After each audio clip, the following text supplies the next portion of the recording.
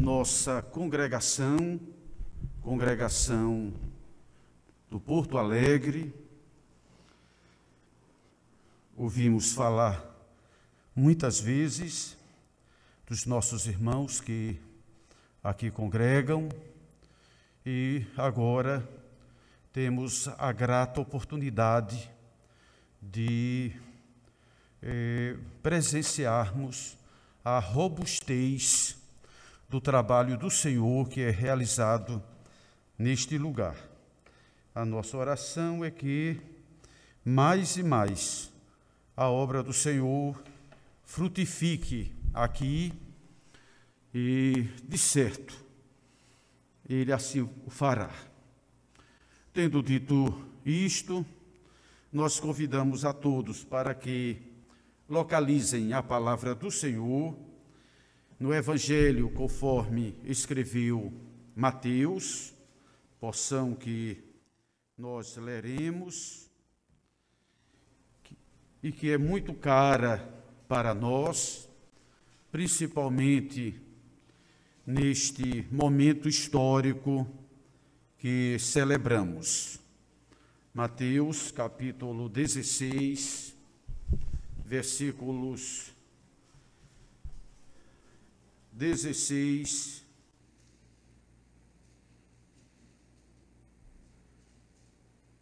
a 18. Mateus, capítulo 16, versículos 16 a 18. Está escrito assim: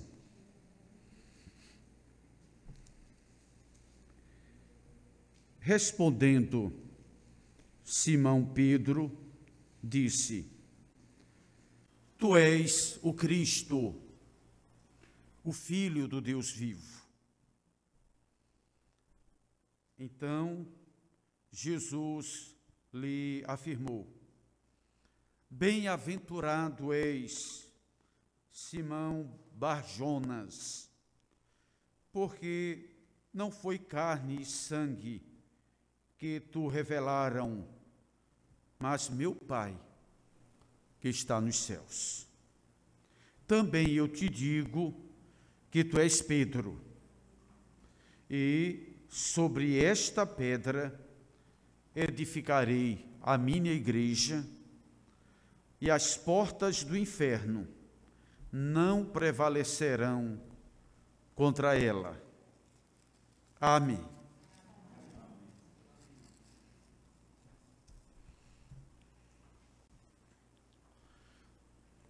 Irmãos e irmãs,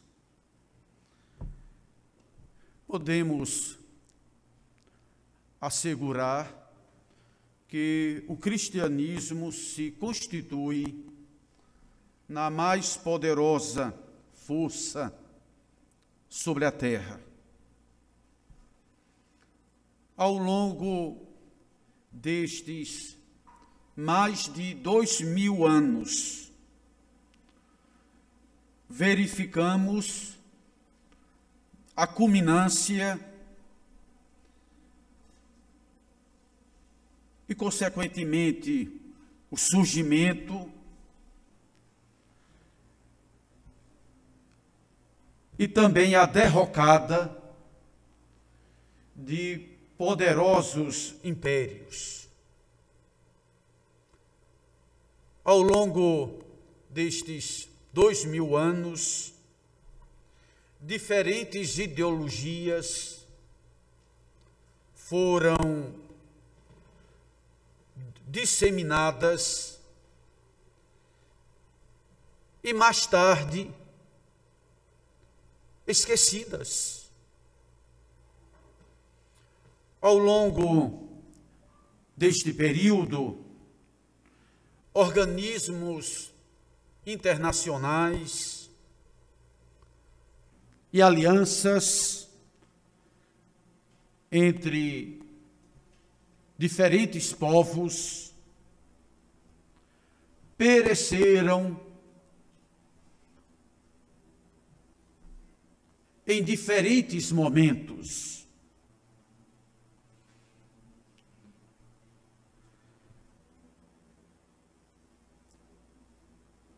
mesmo aqueles muito bem orquestrados, visando combater epidemias, guerras e até mesmo acidentes naturais ao longo da história. Embora todas estas forças citadas tenham fenecido, a Igreja do Senhor, entretanto, ela, às vezes ameaçada, às vezes mutilada, mas sempre reagindo, ela tem prosseguido em sua marcha invicta. Recai sobre nós esta convicção de que a Igreja do Senhor sempre será vitoriosa. A solidez desta divina instituição, a Igreja, parece-nos, à luz do texto que lemos há pouco, por demais óbvia. O Senhor Jesus se expressa naquele colóquio com Pedro, dizendo: sobre esta pedra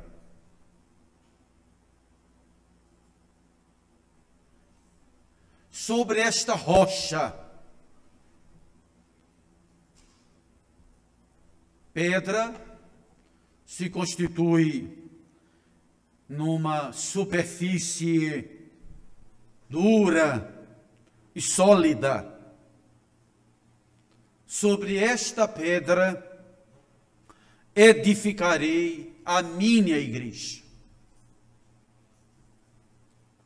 Estas palavras comportam três interpretações. Para alguns,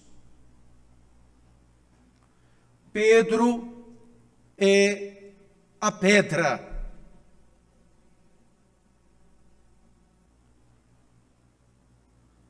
Para outros, a confissão de fé proferida ali por Pedro constitui-se nesta rocha irremovível. E para outros, ainda, Cristo, a pessoa de Cristo, é sim a pedra.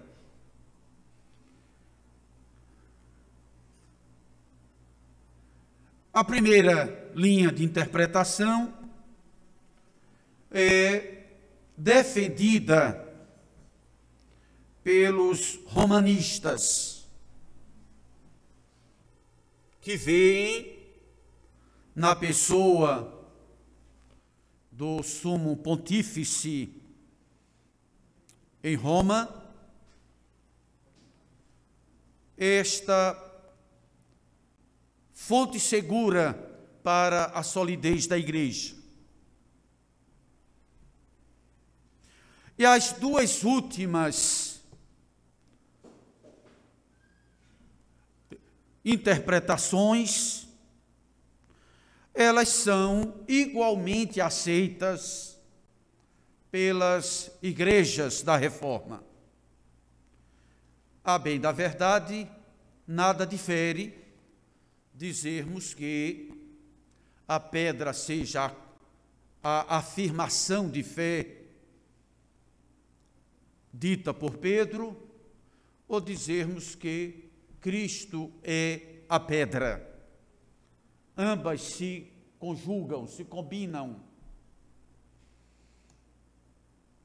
Pensando nisso e adotando desde já esta linha de interpretação, nós discorreremos nesta ocasião que é cara para nós sobre o tema a Igreja, ontem e hoje.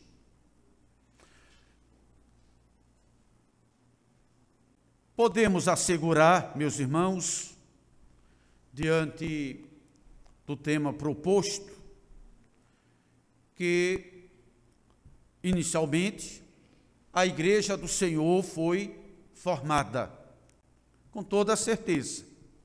Ela existe porque, em algum momento, teve o seu marco inicial, foi estabelecida, inaugurada em determinado instante. A formação da Igreja, ela vai desde o ministério público de Jesus, quando ele agremia em torno de si aquele colegiado constituído por 12 apóstolos, até o pontificado de Gregório I, em 590 da era cristã.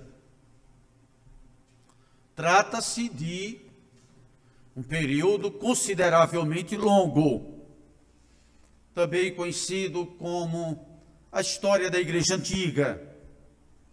Esta é a época marcada pela contribuição de homens extremamente valiosos,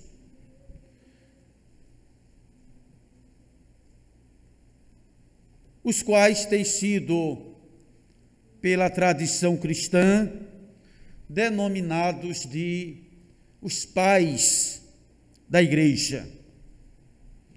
Estes homens, os pais, elaboraram importantes credos, a exemplo daquele que, inegavelmente, é o mais conhecido dentre estas sumas doutrinárias, o credo apostólico. Eles também condenaram perigosas heresias que, com suas ideologias, comprometiam a sacracidade da fé, e eles, pela graça de Deus, pela instrumentalidade do Espírito Santo, recepcionando o cânon das Escrituras do Velho Testamento, tiveram também o discernimento para reconhecerem nos 27 livros que compõem o que hoje denominamos de Novo Testamento, a palavra de Deus em pé de igualdade com as Escrituras do Velho Testamento. Estes mesmos homens, os Os pais da igreja convocaram importantíssimos concílios eclesiásticos, dos quais nós, até o presente, somos devedores. Ao examinarmos a Confissão de Fé de Westminster, a nossa confissão, e os seus catecismos, podemos identificar com muita lucidez este legado dos pais, recepcionado pelos doutores da Magna Assembleia de Westminster. Dentre estes valiosos homens que marcam esta fase inicial da Igreja do Senhor, uns foram martirizados,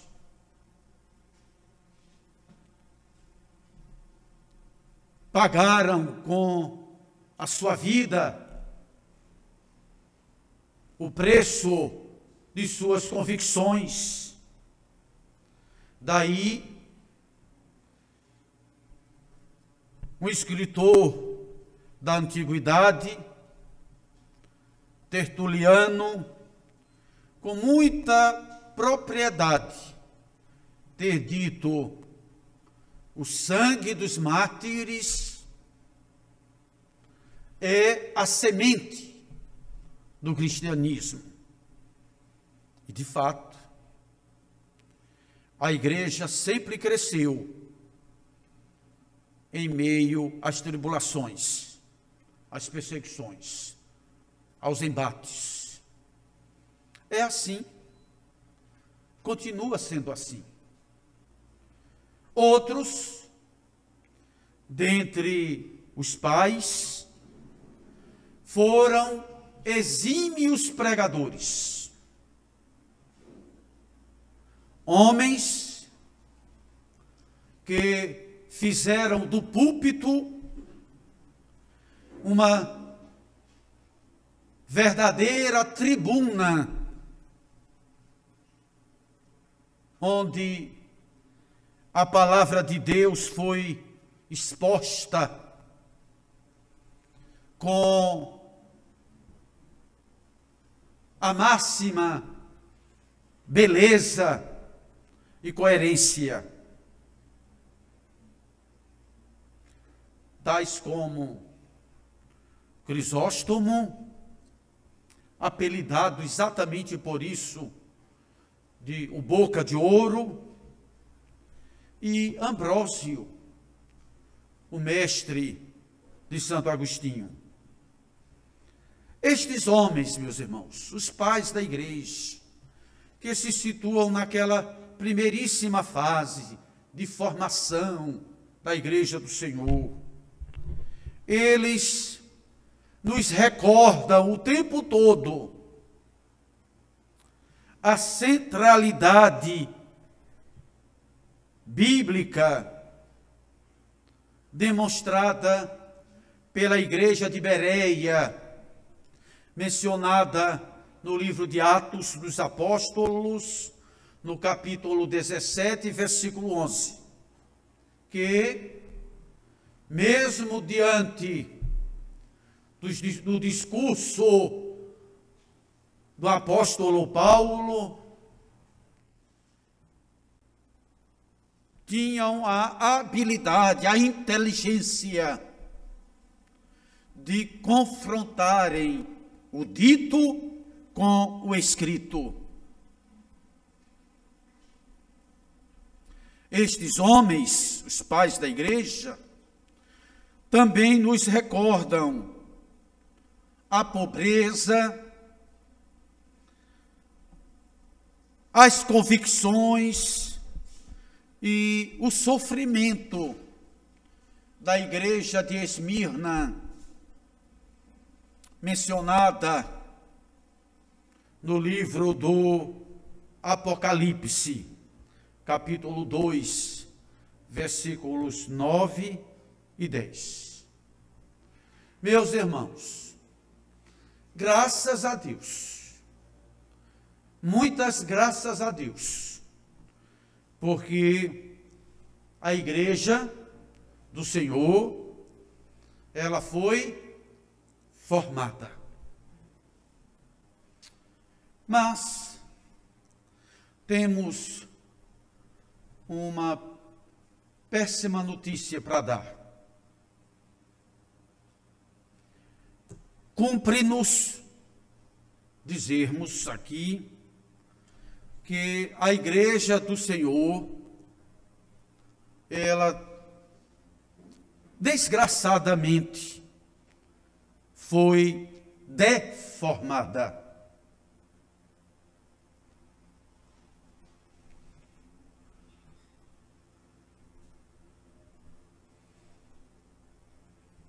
Deformar é corromper, é danificar. A deformação da igreja compreende também um longo período. Estende-se desde o já citado pontificado de Gregório I, que inaugura-se em 590 da era cristã, e estende-se até a data que hoje aqui celebramos, 31 de outubro de 1517. Trata-se de um longo período. Coincide com o que denominamos de período da Idade Média.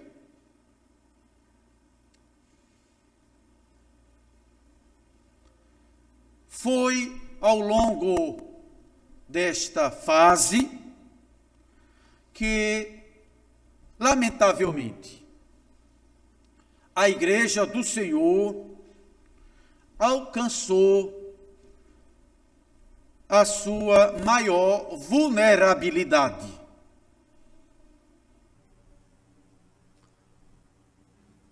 Ela foi ameaçada de muitas maneiras.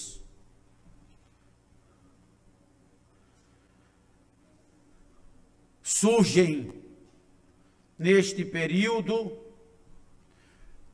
dogmas sem quaisquer consonância com o ensino bíblico, tais como a intercessão dos santos e o culto a Maria, o celibato obrigatório do clero e também a transubstanciação.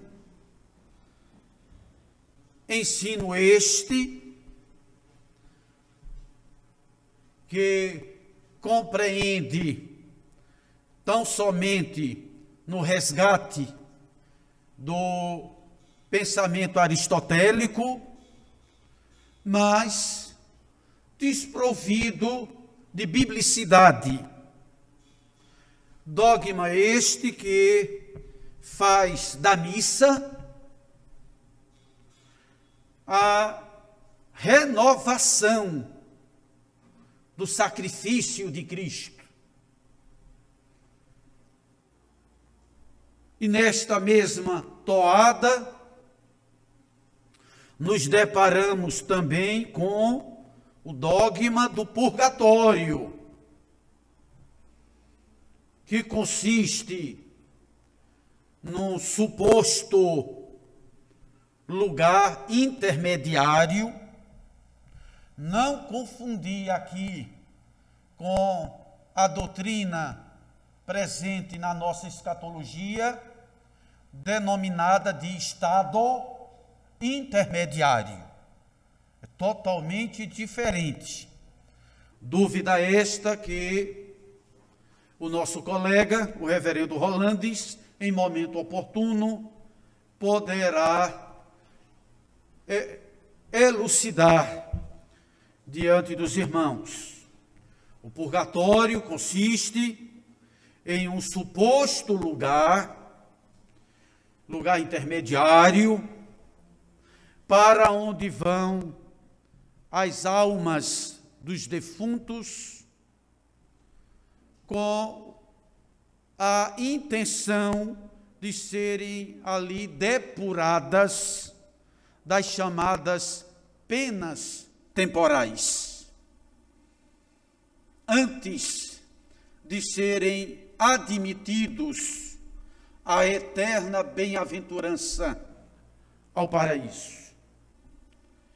Também, ao longo deste período, surgem as indulgências, contra as quais mais tarde Lutero tanto recriminaria. Indulgências estas pagas em sufrágio dos vivos, mas também em sufrágio dos mortos.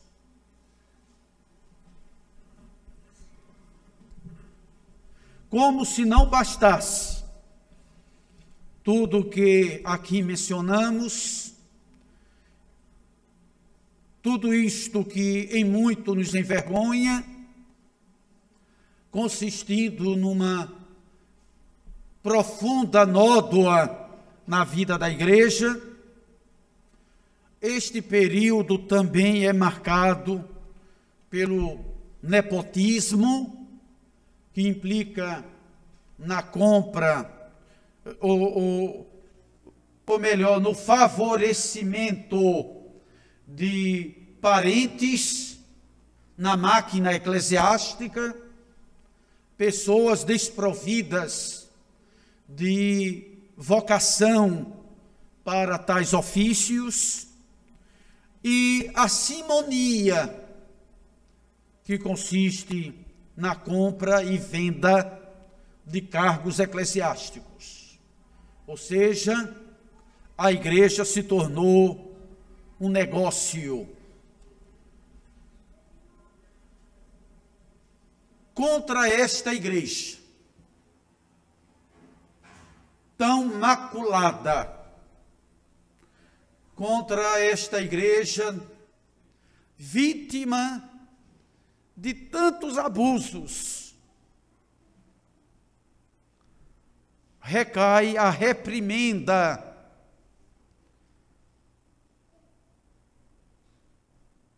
do Senhor, proferida pela instrumentalidade do profeta Jeremias, no capítulo de número 2, versículo 13. Porque dois grandes males, grifo nosso, cometeu o meu povo. A mim me deixaram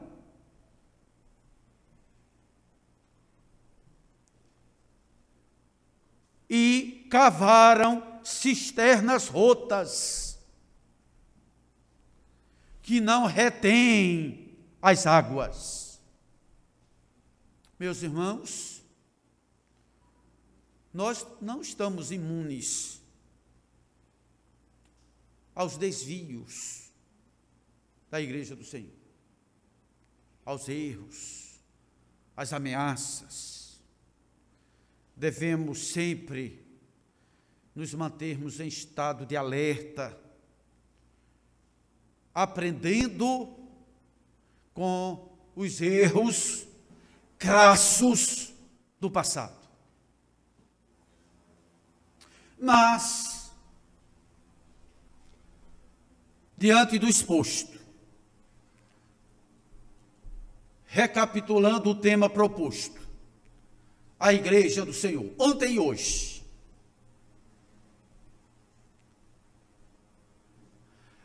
asseguramos que a Igreja do Senhor foi formada. Também dissemos que a Igreja do Senhor, lamentavelmente, desgraçadamente, foi deformada, mas, graças a Deus, muitas graças a Deus, podemos e devemos dizer que a Igreja do Senhor foi reformada. Estamos aqui nesta ocasião para lembrarmos disto, para recapitularmos isto. A Igreja do Senhor foi reformada. Os reformadores, homens cujos nomes ouvimos muitas vezes, tais como Lutero, Melancton, Zwinglio, Calvino, John Knox, o pai do presbiterianismo. Estes homens de Deus do passado, homens que se levantaram contra o status quo da Igreja em seus dias, estes homens procuraram restaurar, recuperar três áreas extremamente vitais para o soerguimento da Igreja do Senhor, a saber, a doutrina, a vida da Igreja e o culto também.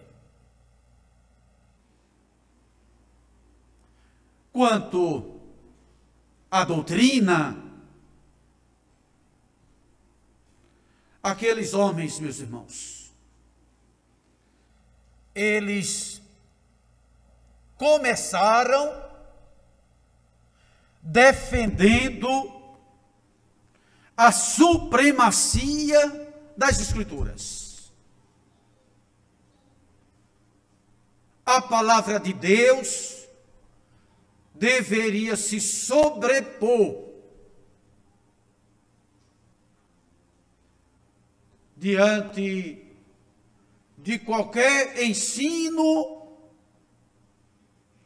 ou tradição. Aqueles homens também enfatizaram com igual veemência a supremacia da fé sobre as obras, sobre práticas tidas como meritórias, capazes de, supostamente, entendia-se, redundarem em graça, em algum benefício espiritual. Os reformadores, combatendo tal prática danosa, enfatizaram a supremacia da fé. Também com igual convicção, aqueles homens de Deus de outrora, dos quais somos herdeiros, enfatizaram a supremacia do sacerdócio universal dos fiéis e a suficiência da obra redentora de Cristo na cruz. Estes foram, diríamos, os pontos cardeais desta revisão doutrinária, desta reafirmação dos princípios basilares da fé cristã, resgatados por aqueles reformadores.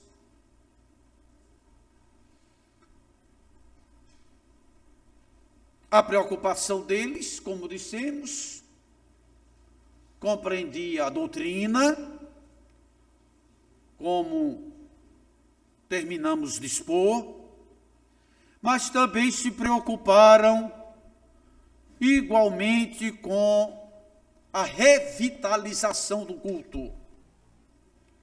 O culto precisava igualmente ser recuperado, restaurado a sua beleza, simplicidade e originalidade dos primeiros dias do cristianismo.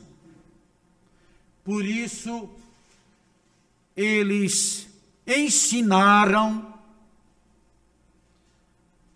a necessidade da adoração trinitária, ou seja, culto somente é culto se for prestado ao Deus triuno, Pai, Filho e Espírito Santo.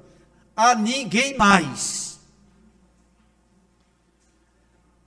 Entenderam que o culto também é uma manifestação comunitária, a exemplo do que aqui fazemos, onde a comunidade dos fiéis se agremia, não para presenciar ou assistir a um espetáculo religioso, mas para se engajar, se envolver como co-celebrantes, dada a convicção do chamado sacerdócio universal dos fiéis. Também entenderam que o culto deve ser um culto inteligente, um culto racional. Daí a necessidade de verter a liturgia do latim, que naqueles dias já não era mais uma língua com o peso de outrora, a língua forense, a língua acadêmica, a língua das grandes conversações, a língua jurídica. A esta altura já nos deparamos com a formação dos estados nacionais e dos grandes idiomas. Portanto, era necessário verter a liturgia para a língua vernácula, a língua do povo, e também traduzir as escrituras para as línguas vernaculares, de tal modo que todos pudessem todos os fiéis de forma inteligente cultuar o Senhor no culto comunitário e na leitura devocional das Escrituras.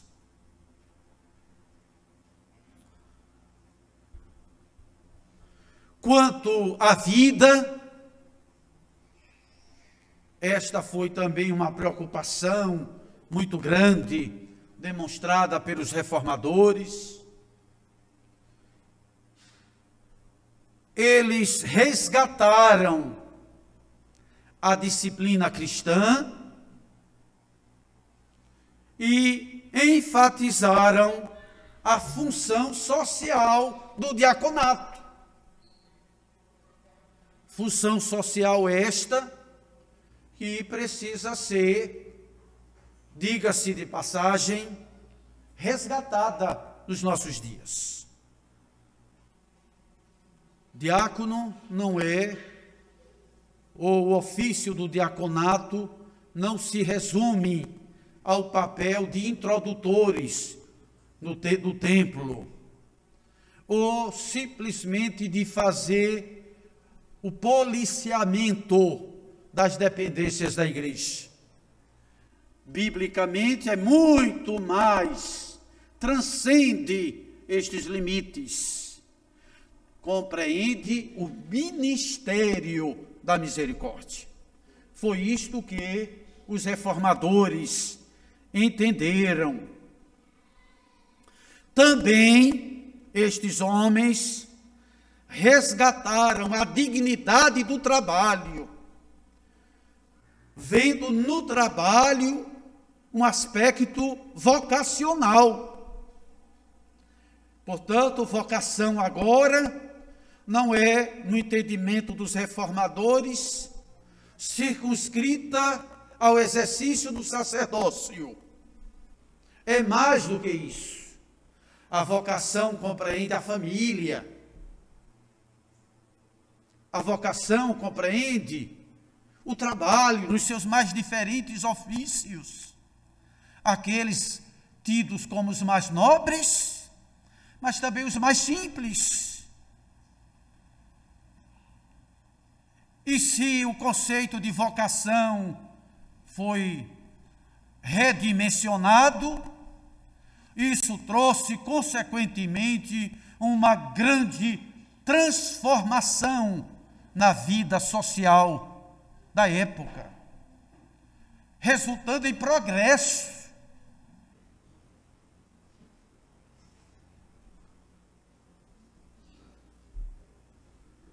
Além disso, os reformadores enfatizaram a educação pública. Lutero se tornará o patrono da educação pública na Alemanha. Calvino se notabilizou pela famosa Academia de Genebra.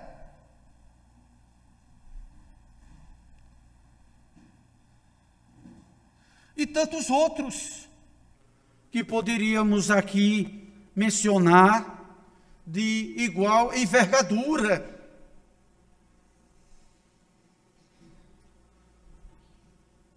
Meus irmãos,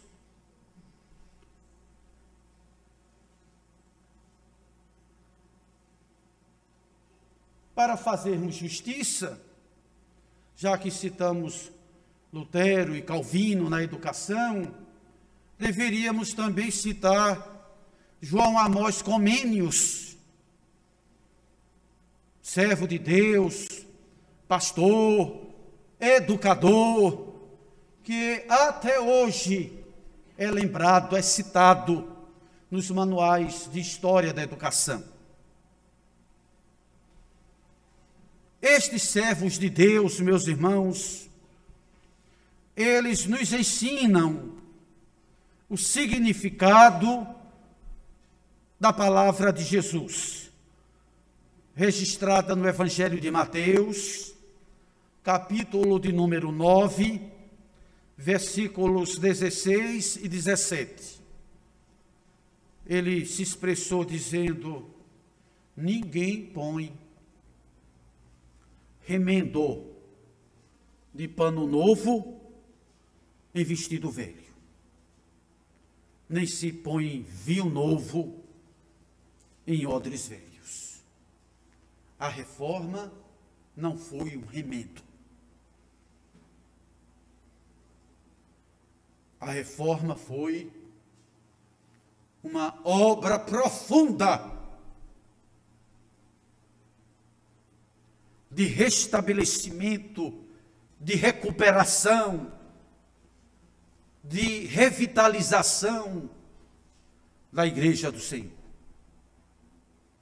Mas, retomando o tema proposto, a Igreja do Senhor, ontem e hoje. Vamos falar um pouquinho do presente. Olhando para o período que se segue, contemplando a atualidade, nós podemos dizer, a grosso modo, que a Igreja do Senhor está conformada. Não é uma notícia boa.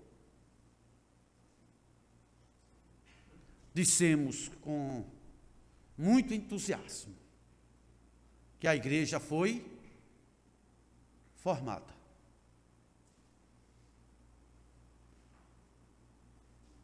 Depois, com muito pesar,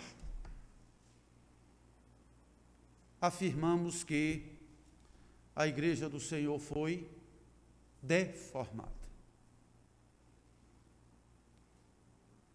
E com uma nota de esperança, nós asseguramos, constatamos, historicamente, que a Igreja do Senhor foi restaurada.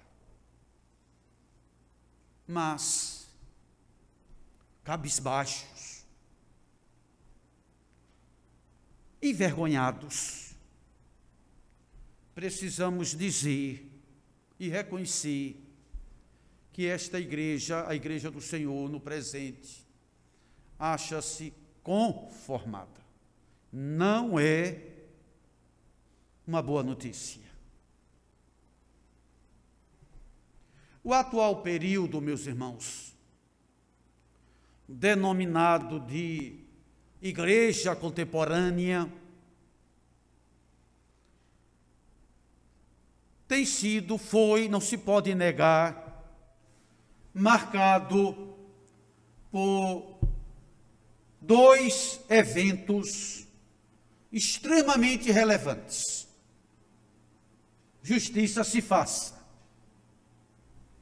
A saber, os grandes avivamentos espirituais e o chamado grande século de missões. Foi exatamente neste contexto de avivamentos e do chamado grande século de missões que os reverendos Callen e Simonton, nomes que são muito valiosos para nós, vieram ao Brasil e nos trouxeram a pregação do Evangelho.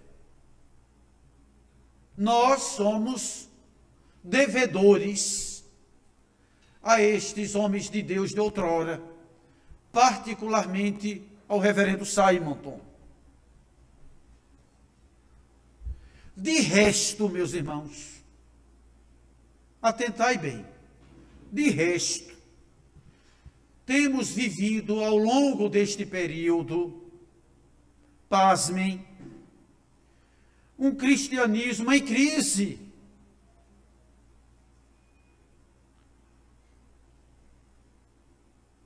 Pode ser assustador, mas talvez devêssemos dizer um cristianismo sem Cristo.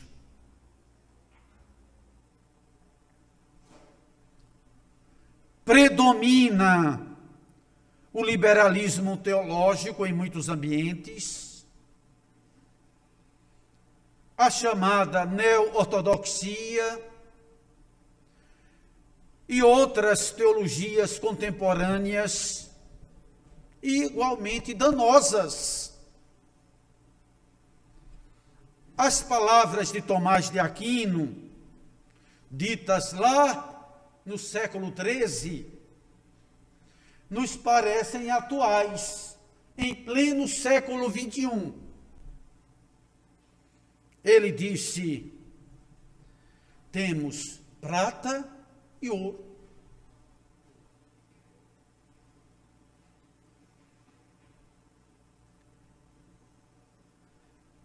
Já não somos tão pobres como eram os apóstolos.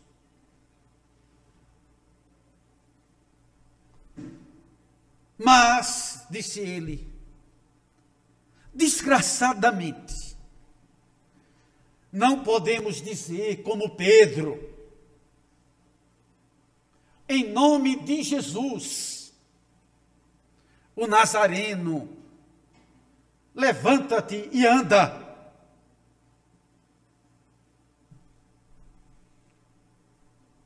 A constatação de Tomás de Aquino, lá no século XIII, parece-nos muito atual. Em prol desta igreja, a igreja do presente, a igreja na qual nós estamos inseridos, a oração do profeta Abacuque, registrada lá no capítulo 3, versículo 2 da sua profecia, parece-nos bastante atual e necessária. Deveríamos orar como Abacuque orou. E ele orou dizendo assim: aviva a tua obra, ó Senhor, no decorrer dos anos. Meus irmãos, estamos nos encaminhando para o término da mensagem que o Senhor nos confiou na noite de hoje. E o fazemos relembrando o texto bíblico lido a princípio, texto que norteou a nossa exposição de hoje. Jesus, naquele colóquio com Pedro, registrado no Evangelho de Mateus, capítulo 16, versículos 16 a 18, Jesus ali assegurou: sobre esta pedra a confissão de fé,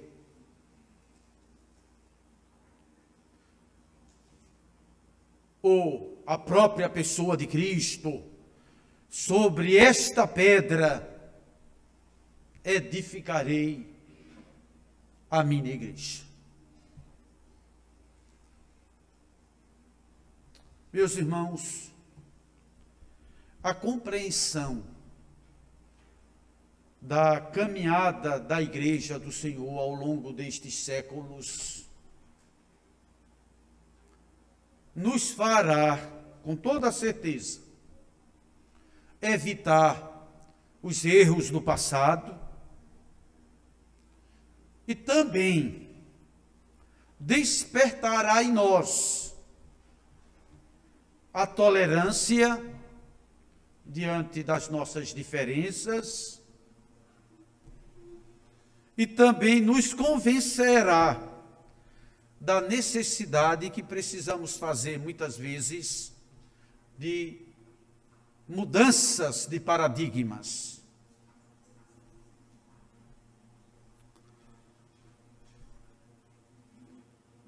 Para isso, precisamos lembrar. Mas lembrar mesmo, para jamais esquecermos. A igreja do Senhor foi, os irmãos lembram? Formada. E aí devemos dizer, graças a Deus, graças a Deus. Mas, com pesar, lamentando muito,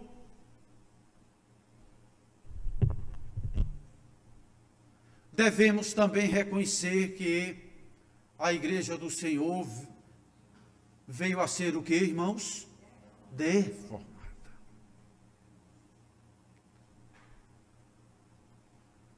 Péssima notícia. Péssima notícia. Mas, com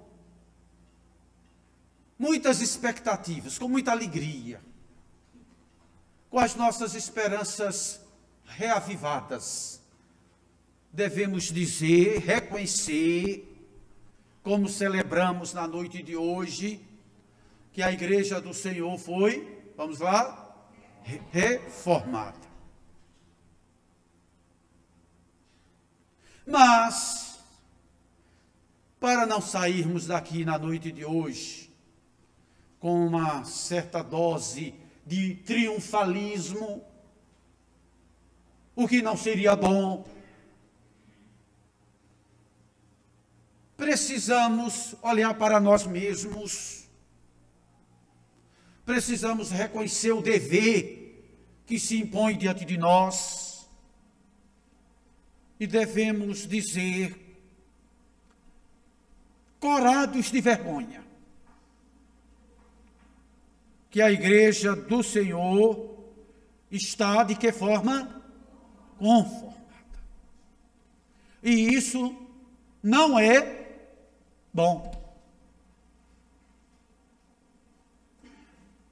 Nós discorremos, meus irmãos, e aproveitamos para agradecermos a oportunidade, discorremos sobre o tema a igreja do Senhor. Ontem e hoje. Que o Senhor nos abençoe com a sua palavra, irmãos. Amém.